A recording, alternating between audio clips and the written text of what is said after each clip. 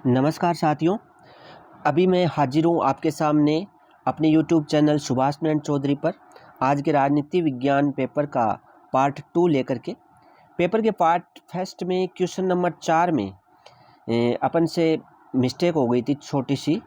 बान की मून की जगह उसका सही उत्तर होगा नोबेल पुरस्कार 2001 में मिला था संयुक्त राष्ट्र संघ के महासचिव कोफी अन्नान को। अब आगे हम शुरू करते हैं लघुत्तरात्मक प्रश्न से। प्रश्न नंबर 4 देखिए, मार्शल योजना से क्या तात्पर्य है। मार्शल योजना द्वितीय विश्व युद्ध के बाद शीत युद्ध के दौरान अमेरिका ने पश्चिमी यूरोप के देशों की अर्थव्यवस्था के पुनर्गठन के लिए जो ज़बरदस्त मदद की थी, इसे ही मार्शल योजना के नाम से जाना जाता है। यानी द्वितीय विश्व युद्ध के बाद शीत युद्ध के दौरान अमेरिका ने जो पश्चिम यूरोप के देशों की मदद की, इसे किस योजना के नाम से जाना जाता है? मार्शल योजना के नाम से जाना जाता है। प्रश्न नंबर 5 आया था आज के पेपर में, भारत को सुरक्षा परिषद में स्थायी सदस्य के रूप में शामिल किया जाना चाहिए। इस कथन के पक्ष में कोई 2 कारण बताइए। देखिए, भारत को सुरक्षा परिषद में स्थायी सदस्य के रूप में शामिल किया जाना चाहिए क्योंकि भारत इसके लिए जरूरी सभी मानदंडों को क्या करता है? पूरा करता है। जैसे कि भारत जनसंख्या के मामले में दूसरा सबसे बड़ा देश है। विश्व की 17.5% जनसंख्या यहाँ निवास करती है। दूसरा कारण है, संयुक्त राष्ट्र संघ के शांति बहाल करने के प्रयासों में भारत लंबे समय से ठोस भूमिका निभाता आ रहा है। तो इस प्रश्न का यह सही उत्तर होगा। इसके बाद में अगला प्रश्न आया था, क्वेश्चन नंबर 6 जो था वो था निशस्त्रीकरण से क्या अभिप्राय है। देखिए, निशस्त्रीकरण का सामान्य अर्थ होता है हथियारों के निर्माण पर रोक, अर्थात जब विभिन्न देशों द्वारा कुछ विशेष प्रकार के हथियारों के निर्माण और प्रयोग पर रोक लगाई जाती है तो इसे निशस्त्रीकरण के नाम से जाना जाता है। इसके लिए कुछ प्रमुख संधियां भी हुई थी, जैसे जैविक हथियार संधि BWC हुई थी, बायोलॉजिकल वेपन्स कन्वेंशन 1972 में, और दूसरी संधि थी रासायनिक हथियार संधि केमिकल वेपन्स कन्वेंशन CWC 1992 में। इसके बाद हम देखते हैं प्रश्न नंबर 7 को, पर्यावरण संरक्षण में भारत का महत्वपूर्ण योगदान है। इस कथन के पक्ष में आप कोई 2 बिंदु संक्षेप में बताइए। देखिए, पर्यावरण संरक्षण के लिए भारत कई महत्वपूर्ण कार्यक्रम चला रहा है तथा प्रयास भी कर रहा है। 2001 में भारत ने ऊर्जा संरक्षण अधिनियम पारित किया जिसमें ऊर्जा के ज्यादा कारगर इस्तेमाल की कोशिश की गई। दूसरा जो बिंदु है वो है वर्ष 2003 के बिजली अधिनियम में नवीकरणीय ऊर्जा के इस्तेमाल को बढ़ा दिया भारत ने। साथ ही भारत बायोडीजल से संबंधित एक राष्ट्रीय मिशन भी चला रहा है। तो बिल्कुल सटीक आंसर है इस प्रश्न का। क्वेश्चन नंबर 8 है, आजादी के पश्चात भारत को किन 2 चुनौतियों का प्रमुख रूप से सामना करना पड़ा। तो आजादी के बाद मुख्य तौर पर भारत के सामने 3 प्रमुख चुनौतियां थी, उसमें से 2 प्रमुख चुनौतियां निम्न थी। पहली और तात्कालिक चुनौती थी विविधताओं से भरे हुए भारत को एकता के सूत्र में बांधे रखने की, और दूसरी महत्वपूर्ण चुनौती थी लोकतंत्र को कायम रखने की, यानी भारत ने जिस लोकतंत्र को अपनाया है उसको कायम रखने की चुनौती थी। इसके बाद में लघुत्तरात्मक प्रश्नों में अगला प्रश्न है बॉम्बे प्लान। देखिए, बॉम्बे प्लान की मूल अवधारणा क्या थी, संक्षेप में लिखिए। बॉम्बे प्लान आया 1944 में। सन 1944 में उद्योगपतियों के एक समूह ने देश में नियोजित अर्थव्यवस्था चलाने का एक संयुक्त प्रस्ताव तैयार किया जिसे बॉम्बे प्लान के नाम से जाना जाता है। बॉम्बे प्लान की मंशा थी कि भारत सरकार औद्योगिक तथा अन्य आर्थिक निवेश के क्षेत्र में बड़े कदम उठाए, यानी सरकार इसको अपने हाथों में ले और नियोजित अर्थव्यवस्था के रूप में इनको चलाए। प्रश्न नंबर 10 लघुत्तरात्मक में, भारत में गठबंधन राजनीति का क्या प्रभाव पड़ा। कोई 2 प्रभाव लिखने हैं। तो भारत में गठबंधन राजनीति के निम्नलिखित प्रभाव पड़े। पहला जो प्रभाव था वो ये था, गठबंधन राजनीति की वजह से देश के शासन में प्रांतीय दलों यानी क्षत्रिय दलों की भूमिका को सभी दलों ने प्रमुख रूप से स्वीकार किया है। दूसरा जो प्रभाव था वो था, गठबंधन की राजनीति के इस दौर में राजनीतिक दल हैं वो विचारधारात्मक अंतर की जगह किस पर जोर दे रहे हैं? सत्ता में हिस्सेदारी की बातों पर ज्यादा जोर देने लगे हैं। प्रश्न नंबर 11 है, भारत की राजनीति में दल बदल से आपका क्या अभिप्राय है। देखिए, जब कोई जनप्रतिनिधि किसी खास दल के चुनाव चिन्ह को लेकर चुनाव लड़े और जीत जाने के बाद इस दल को छोड़कर किसी दूसरे दल में शामिल हो जाए तो इसे दल बदल कहते हैं।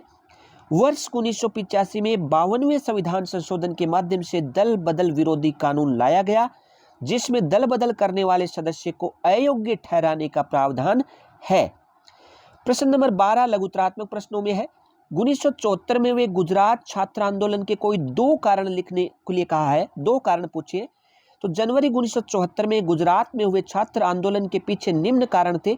पहला था खाद्यान्न, खाद्य तेल तथा अन्य आवश्यक वस्तुओं की बढ़ती हुई कीमतें, और दूसरा जो कारण था वो था उच्च पदों पर जारी भ्रष्टाचार। प्रश्न नंबर 13 है, भारत में आपातकाल लागू होने के क्या सबक मिले? कोई 2 सबक लिखिए। देखिए, आपातकाल का पहला सबक तो यही था कि भारत से लोकतंत्र को विदा कर पाना बहुत कठिन है, क्योंकि हमने देखा है कि इतनी कठिन परिस्थितियों के बीच कैसे थोड़े ही दिनों के अंदर कामकाज फिर से लोकतांत्रिक ढर्रे पर लौट आया। दूसरा जो सबक था वो ये था, आपातकाल से संविधान में वर्णित आपातकाल के प्रावधानों में जो उलझाव प्रकट हुए उन्हें बाद में सुधार लिया गया। जैसे कि अब अंदरूनी आपातकाल सिर्फ सशस्त्र विद्रोह की स्थिति में ही लगाया जा सकता था, और इसके लिए यह भी जरूरी है कि आपातकाल की घोषणा की सलाह है मंत्रिमंडल है वो राष्ट्रपति को लिखित में दे। यानी ये परिवर्तन किए गए सबक सीख करके। इसके बाद में प्रश्न नंबर 14 लघुतरात्मक में है, क्षेत्रवाद को रोकने के उपाय निम्नलिखित हैं। कोई 2 उपाय पूछिए। पहला, सभी क्षेत्रों को समान रूप से समुचित प्रतिनिधित्व दिया जाए, और दूसरा, पिछड़े हुए क्षेत्रों में विकास कार्य करवाए जाएं ताकि वो क्षेत्र अपने आप को हाशिए पर ना पाए। अगला प्रश्न जो लघुतरात्मक में अंतिम प्रश्न पूछा है वो है, भारत के 2 राष्ट्रीय दलों के नाम बताइए। तो बड़ा इजी प्रश्न था, भारतीय राष्ट्रीय कांग्रेस और भारतीय जनता पार्टी यानी बीजेपी, ये दोनों राष्ट्रीय दल हैं। प्रश्न नंबर अब आते हैं 16 में, जो कि दीर्घ लघुतरात्मक है, 3-3 अंक के ये प्रश्न है। पहला ही प्रश्न इसमें पूछा है, यूरोपीय संघ के प्रमुख उद्देश्य पूछे हैं। देखिए, यूरोपीय संघ के पहला उद्देश्य यही था कि सभी देशों में समान विदेश और सुरक्षा नीति को अपनाया जाए। दूसरा उद्देश्य था आंतरिक मामलों में सभी देश एक दूसरे का सहयोग करें। तीसरा उद्देश्य था न्याय से जुड़े मुद्दे पर सब एक दूसरे का सहयोग करें। चौथा जो उद्देश्य था वो ये था, देशों के बीच एक समान मुद्रा यानी यूरो का चलन, वीजा मुक्त आवागमन, यूरोपीय संघ के देशों के लिए केंद्रीय बैंक की स्थापना करना, और यूरोपीय संघ के देशों में एक नागरिकता जैसे कानून, ये यूरोपीय संघ के बनाने के पीछे प्रमुख उद्देश्य थे। अथवा में इसमें पूछा है, भारत चीन संबंधों को संक्षेप में लिखिए। तो देखिए, पश्चिमी साम्राज्यवाद के उदय से पहले भारत हो या चीन, इनका प्रभाव सिर्फ राजनीतिक नहीं था बल्कि आर्थिक, धार्मिक और सांस्कृतिक भी था। परंतु चीन और भारत अपने प्रभाव क्षेत्रों के मामले में कभी भी टकराए नहीं थे, लेकिन 1950 के दशक में चीन द्वारा तिब्बत को हड़पने तथा भारत चीन सीमा पर बस्तियां बनाने के फैसले से दोनों देशों के बीच संबंधों में क्या आ गई, कटुता आ गई। भारत और चीन दोनों देश अरुणाचल प्रदेश के कुछ इलाकों और लद्दाख के अक्साई चीन क्षेत्र पर एक दूसरे के प्रतिस्पर्धी दावों के चलते 1962 में युद्ध के मैदान में आ खड़े हुए। 1962 में हुए इस युद्ध में भारत को सैनिक पराजय झेलनी पड़ी, और इसके बाद 1976 तक दोनों देशों के बीच कूटनीतिक जो संबंध थे वो समाप्ति रहे। बाद में दिसंबर 1988 में राजीव गांधी ने चीन का दौरा किया, जिसके बाद भारत चीन संबंधों को सुधारने के प्रयासों को बढ़ावा मिला। शीत युद्ध की समाप्ति के बाद से भारत और चीन के संबंधों में महत्वपूर्ण बदलाव आया, और ये बदलाव आया सांस्कृतिक आदान प्रदान के साथ साथ विज्ञान और तकनीकी के क्षेत्र में दोनों देशों ने एक दूसरे का परस्पर सहयोग किया। इसी सहयोग का नतीजा था कि भारत और चीन के बीच द्विपक्षीय व्यापार 2017 में बढ़कर 84 अरब डॉलर का हो चुका था। लेकिन हाल के समय में दोनों देशों के बीच संबंधों में कुछ गिरावट आई है, और इसके निम्न कारण है, निम्न वजह है, एक सीमा विवाद, दूसरा चीन पाकिस्तान आर्थिक गलियारा, तीसरा संयुक्त राष्ट्र संघ में आतंकवाद विरोधी भारतीय प्रस्ताव के विरुद्ध चीन द्वारा पाकिस्तान को समर्थन देना, और चौथा है चीन की महत्वाकांक्षी योजनाएं। इसके बाद प्रश्न नंबर 17 को लेते हैं, श्रीलंका में जातीय संघर्ष पर टिप्पणी पूछिए। देखिए, वर्ष 1948 में आज़ादी मिलने के बाद से ही श्रीलंका की राजनीति पर किसका प्रभाव था, बहुसंख्यक सियली समुदाय का दबदबा रहा है, जबकि अल्पसंख्यक तमिलों को सत्ता में कोई खास हिस्सेदारी नहीं दी गई है। तमिलों के प्रति उपेक्षा भरे इस बर्ताव के कारण एक उग्र तमिल राष्ट्रवाद की आवाज बुलंद हुई। सन 1983 के बाद से उग्र तमिल संगठन लिबरेशन टाइगर्स ऑफ तमिल इलम, जिसको संक्षिप्त में लिट्टे बोलते हैं, LTTE, श्रीलंकाई सेना के साथ सशस्त्र संघर्ष कर रहा है। लिट्टे ने तमिल इलम यानी श्रीलंका के तमिलों के लिए एक अलग देश की मांग भी की है। भारतीय तमिलों के दबाव के बीच सन 1987 में भारत की सरकार ने श्रीलंका से एक समझौता किया तथा श्रीलंका सरकार और तमिलों के रिश्ते सामान्य करने के लिए शांति सेना को भेजा, लेकिन भारतीय सेना की श्रीलंका में उपस्थिति को वहां की जनता ने पसंद नहीं किया, क्योंकि श्रीलंकाई जनता ने समझा कि भारत श्रीलंका के अंदरूनी मामलों में दखलंदाजी कर रहा है। इसी कारण वर्ष 1989 में भारत ने अपनी शांति सेना को लक्ष्य हासिल किए बिना ही वापस बुला लिया। 2009 में लिट्टे को खत्म कर दिया गया है। इसी के साथ ये सशस्त्र संघर्ष है वो समाप्त हो गया है। इसी प्रश्न के अथवा में एक प्रश्न पूछा गया है, भारत पाकिस्तान के मध्य कोई 3 विवादों को संक्षेप में लिखिए। देखिए, भारत और पाकिस्तान के बीच निम्न क्षेत्रों में विवाद की स्थिति है। पहला जो मोटा विवाद है वो है कश्मीर पर। विभाजन के तुरंत बाद भारत और पाकिस्तान के बीच सन 1947-48 के युद्ध के फलस्वरूप कश्मीर के 2 हिस्से हो गए। एक हिस्सा पाकिस्तान अधिकृत कश्मीर POK के नाम से जाना जाता है, दूसरा हिस्सा भारत का जम्मू कश्मीर प्रांत बना। फिर 1965 के युद्ध के बाद भी इस मसले का कोई समाधान नहीं हुआ। 1971 में भारत ने पाकिस्तान के खिलाफ तीसरा युद्ध भी जीता, लेकिन कश्मीर मसला है वो आज भी अनसुलझा ही है। दूसरा जो विवाद है वो है नदी जल के बंटवारे को लेकर। इस संबंध में 19 सितंबर 1960 को भारत और पाकिस्तान ने सिंधु जल समझौते पर हस्ताक्षर भी किए। विश्व बैंक की मध्यस्थता में हुए इस समझौते पर भारतीय प्रधानमंत्री जवाहरलाल नेहरू तथा पाकिस्तान के राष्ट्रपति अयूब खान ने कराची में हस्ताक्षर किए थे। आतंकवाद के मुद्दे पर भी भारत और पाकिस्तान के बीच में विवाद है। भारत सरकार का हमेशा से यह आरोप रहा है कि पाकिस्तान कश्मीरी उग्रवादियों को हथियार, प्रशिक्षण और धन देता है तथा भारत के आतंकवादी हमले के लिए उन्हें सुरक्षा प्रदान करता है। पाकिस्तान की खुफिया agency inter services intelligence ISI पर पूर्वोत्तर भारत में भी भारत विरोधी अभियानों में संलग्न होने के आरोप लगते रहे हैं। प्रश्न नंबर 18, वैश्वीकरण के सकारात्मक प्रभावों को पूछा है। तो सकारात्मक प्रभाव निम्नलिखित हैं। पहला, आर्थिक उन्नति और गरीबी में इससे कमी आई है। वैश्वीकरण की वजह से अधिक मात्रा में रोजगार व नौकरियों का सृजन हुआ है। इस कारण से आर्थिक रूप से उन्नति संभव हो पाई है तथा गरीबी में कमी आई है। प्रौद्योगिकी तक अधिक पहुंच। दूसरा जो सकारात्मक प्रभाव है वो है वैश्वीकरण के कारण अधिक उन्नत प्रौद्योगिकी तक पहुंच संभव हो पाई है। और तीसरा जो सकारात्मक प्रभाव है वो है सांस्कृतिक विविधता और नए सामाजिक आंदोलनों का उद्भव हुआ है। इसी 18वें प्रश्न के अथवा में एक प्रश्न पूछा है, भारत ने भी वैश्वीकरण की ओर अपने कदम बढ़ाए हैं, इस कथन के पक्ष में संक्षेप में लिखिए। देखिए, पूंजी, वस्तु, विचार और लोगों की आवाजाही का भारतीय इतिहास कई सदियों पुराना है। औपनिवेशिक दौर में ब्रिटेन के साम्राज्यवादी मंसूबों के परिणाम स्वरूप भारत आधारभूत वस्तुओं और कच्चे माल का निर्यातक तथा बने बनाए सामानों का आयातक देश हुआ करता था। लेकिन आज़ादी के बाद हमने फैसला किया कि दूसरों पर निर्भर रहने के बजाय आत्मनिर्भर बना जाए।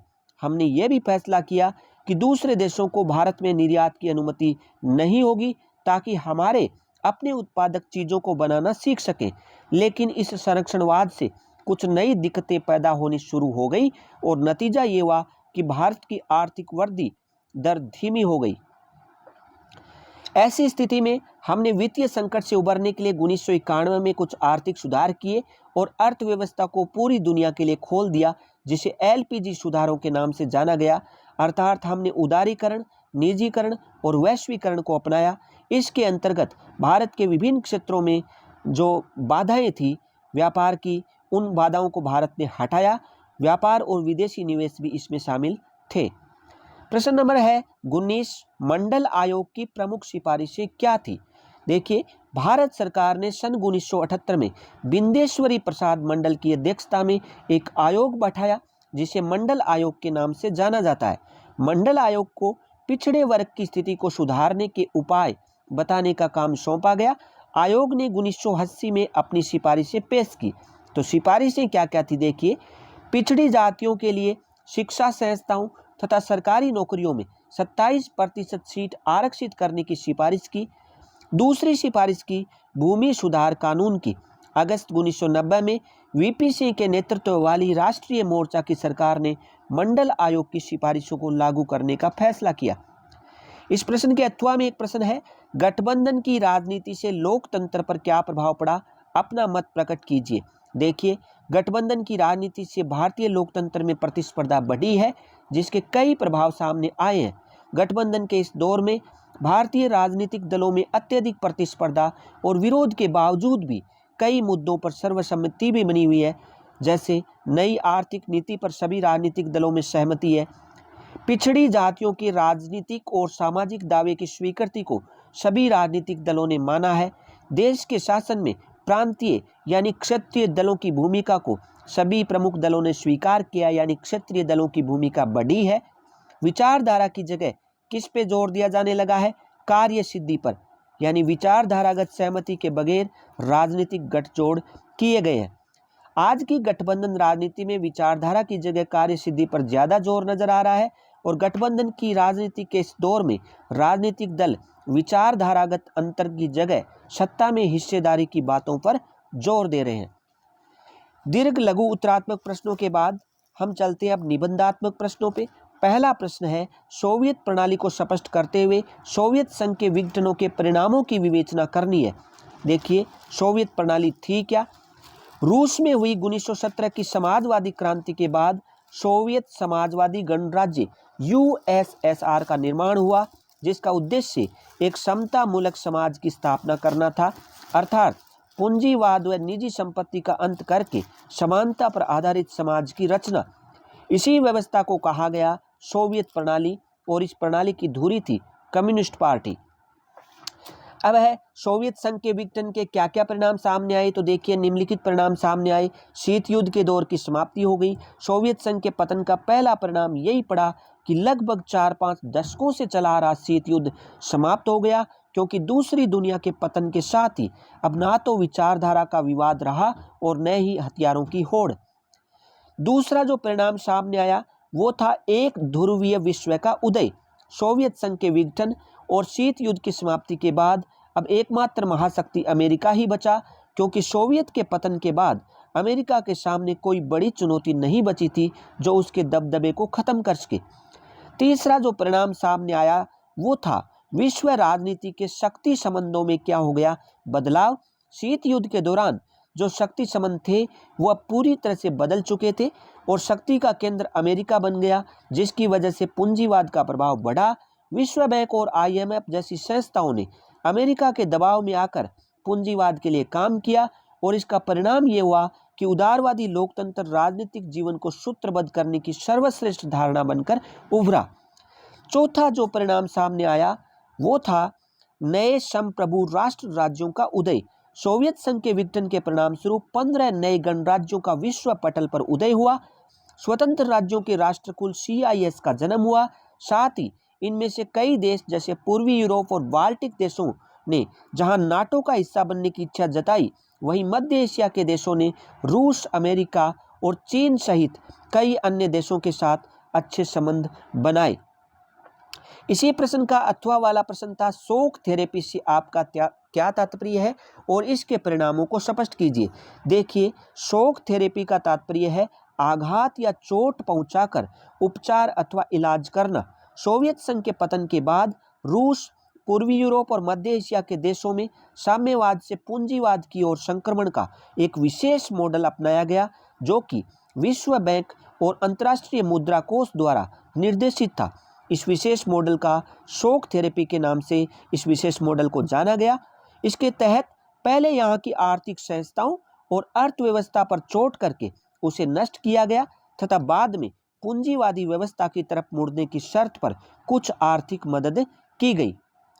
1990 में जो शॉक थेरेपी अपनाई गई, उस शॉक थेरेपी के निम्न परिणाम सामने आए। पहला था सोवियत संघ की अर्थव्यवस्था तहस नहस हो गई। वर्ष 1990 में अपनाई गई शॉक थेरेपी से पूरे क्षेत्र की अर्थव्यवस्था तहस नहस हो गई और क्षेत्र की जनता को बर्बादी की मार झेलनी पड़ी। दूसरा, सार्वजनिक उद्योगों को औने पौने दामों में बेचा गया। आर्थिक ढांचे के इस पुनर्निर्माण ने बड़े बड़े उद्योगों को मटिया मेट कर दिया। महत्वपूर्ण उद्योगों की कीमत कम से कम करके आंकी गई और उन्हें औने पौने दामों में बेचा गया, जिसे इतिहास की सबसे बड़ी गराज सेल के नाम से जाना जाता है। तीसरा जो परिणाम सामने आया वो था रूसी मुद्रा रूबल में गिरावट। रूसी मुद्रा रूबल के मूल्य में नाटकीय गिरावट सामने आई, जिससे मुद्रास्फीति इतनी ज़्यादा बढ़ गई कि लोगों की जमा पूंजी भी जाती रही। चौथा परिणाम, सामूहिक खेती की प्रणाली अब समाप्त हो गई। सामूहिक खेती की प्रणाली को समाप्त कर दिया गया, जिससे अब लोगों को खाद्यान्न की सुरक्षा नहीं मिल रही थी और रूस को खाद्यान्न आयात करना पड़ा। सरकारी रियायतें खत्म होने से ज़्यादातर लोग गरीब हो गए। प्रश्न नंबर 21, भारत की परमाणु नीति की विवेचना कीजिए। देखिए, पंडित नेहरू परमाणु हथियारों के खिलाफ थे। ऐसे में उन्होंने महाशक्तियों पर व्यापक परमाणु निशस्त्रीकरण के लिए जोर दिया। हालांकि पंडित नेहरू की औद्योगिकरण की नीति का एक महत्वपूर्ण घटक पर्यावरण कार्यक्रम था, जिसकी शुरुआत 1940 के दशक के अंतिम सालों में डॉक्टर होमी जहांगीर भाभा के निर्देशन में हो चुकी थी। 1962 में भारत चीन युद्ध और अक्टूबर 1964 में चीन ने जब परमाणु परीक्षण किया तो भारत पर भी परमाणु शक्ति संपन्न होने का दबाव बढ़ा। इसी बीच परमाणु शक्ति संपन्न पांचों स्थायी सदस्यों ने दुनिया के अन्य देशों पर सन 1968 की परमाणु अप्रसार संधि NPT को थोपना चाहा, तो भारत ने इस भेदभावपूर्ण संधि पर दस्तखत करने से इनकार कर दिया। मई 1974 में भारत ने शांतिपूर्ण उद्देश्यों के लिए अपना पहला परमाणु परीक्षण किया। भारत के परमाणु परीक्षण से पहले ही सन 1973 में अरब इजराइल युद्ध हुआ था, जिसके बाद पूरे विश्व में तेल के लिए हाहाकार मचा हुआ था। ऐसे में अरब राष्ट्रों ने तेल के दामों में भारी वृद्धि कर दी थी, जिससे भारत भी आर्थिक समस्याओं से घिर गया और मुद्रास्फीति भी बहुत ज़्यादा बढ़ गई थी। सन 1995 में जब परमाणु अप्रसार संधि को अनियत काल के लिए बढ़ा दिया गया तो भारत ने इसका विरोध किया। साथ ही उसने व्यापक परमाणु परीक्षण प्रतिबंध संधि CTBT पर भी हस्ताक्षर करने से इनकार कर दिया। भारत ने मई 1998 में फिर से परमाणु परीक्षण किए और यह जताया कि उसके पास सैन्य उद्देश्यों के लिए अणुशक्ति को इस्तेमाल में लाने की क्षमता है। हालांकि भारत की परमाणु नीति में सैद्धांतिक तौर पर यह बात स्वीकार की गई कि भारत अपनी रक्षा के लिए परमाणु हथियार रखेगा, लेकिन इन हथियारों का प्रयोग पहले नहीं करेगा। यानी भारतीय परमाणु नीति के तहत भारत पहले किसी भी देश के खिलाफ परमाणु शक्ति का प्रयोग नहीं करेगा, लेकिन अपनी रक्षा के लिए परमाणु हथियार रखेगा। भारत परमाणु ऊर्जा का उपयोग शांति व ऊर्जा संबंधी जरूरतों के लिए भी करता रहेगा। इसी प्रश्न के अथवा में एक प्रश्न आया है, अंतिम प्रश्न, इसके बाद में मानचित्र है, बड़ा ही इजी था वो। भारत की गुटनिरपेक्षता की नीति की विवेचना करनी है। द्वितीय विश्व युद्ध के बाद देखिए, विश्व राजनीति का दो ध्रुवों में विभाजन हो चुका था। एक तरफ जहां पूंजीवादी अमेरिका था तो दूसरी तरफ साम्यवादी सोवियत संघ। ये दोनों ही ताकतवर ध्रुव है। विश्व के 9 स्वतंत्र देशों को अपने पक्ष में शामिल करने तथा इन देशों की शासन प्रणालियों को अपनी विचारधाराओं के अनुरूप ढालने के प्रयास कर रहे थे। ऐसे में भारत ने इन दोनों ही गुटों में शामिल न होकर गुट निरपेक्षता की नीति को अपनाया, जिसके निम्न प्रमुख कारण थे। पहला कारण था, भारत किसी गुट में शामिल होकर विश्व में अनावश्यक तनावपूर्ण स्थिति पैदा करने का इच्छुक नहीं था। दूसरा कारण था, भारत किसी भी गुट के विचारधारात्मक प्रभाव से ग्रसित नहीं होना चाहता था। तीसरा महत्वपूर्ण कारण ये था कि भारत की भौगोलिक सीमाएं साम्यवादी देशों से जुड़ी थी, अतः पश्चिमी देशों के गुट में शामिल होना अदूरदर्शी कदम होता। दूसरी ओर साम्यवादी गुट में शामिल होने पर भारत को पश्चिमी आर्थिक व तकनीकी सहायता से वंचित होना पड़ता, जबकि एक नव स्वतंत्र देश होने के कारण भारत को आर्थिक विकास हेतु दोनों गुटों से तकनीकी व आर्थिक सहायता की जरूरत थी, जिसे गुट निरपेक्ष रहकर ही प्राप्त किया जा सकता था। साथ ही गुट निरपेक्षता की नीति स्वतंत्रता संघर्ष के दौरान घोषित आदर्शों व मान्यताओं का भी पोषण करती थी। तथा यह नीति भारत की मिश्रित एवं सर्वमान्य संस्कृति के अनुरूप थी। अतः भारत ने तात्कालिक परिस्थितियों को ध्यान में रखकर उपरोक्त कारणों से गुट निरपेक्षता की नीति को अपनाया। भारतीय गुट निरपेक्षता नीति के प्रमुख लक्ष्य थे अंतर्राष्ट्रीय शांति व सुरक्षा बनाए रखना, समानता पर आधारित विश्व समुदाय की स्थापना तथा रंग भेद का विरोध करना, आणविक निशस्त्रीकरण और नवीन आर्थिक व्यवस्था की स्थापना करना, अंतर्राष्ट्रीय विवादों एवं संघर्षों के शांतिपूर्ण निपटारे का समर्थन करना, अफ्रीका व एशिया के देशों की स्वतंत्रता का समर्थन करना और संयुक्त राष्ट्र व्यवस्था के अंतर्गत उपरोक्त लक्ष्यों की प्राप्ति। इस प्रकार हम पाते हैं कि भारत सरकार द्वारा अपनाई गई गुट निरपेक्षता की नीति और उसके लक्ष्य पूरी तरह से उन हालातों में तर्कसंगत थे तथा उन्होंने भारत के हितों का समुचित रूप से पोषण किया है। तो इस प्रकार से हमने आज के राजनीतिक विज्ञान के सभी पेपर के सभी प्रश्नों को हल किया है। ये वीडियो कैसा लगा कमेंट ज़रूर कीजिएगा और यदि आपको पसंद आए तो सब्सक्राइब ज़रूर कर दीजिएगा।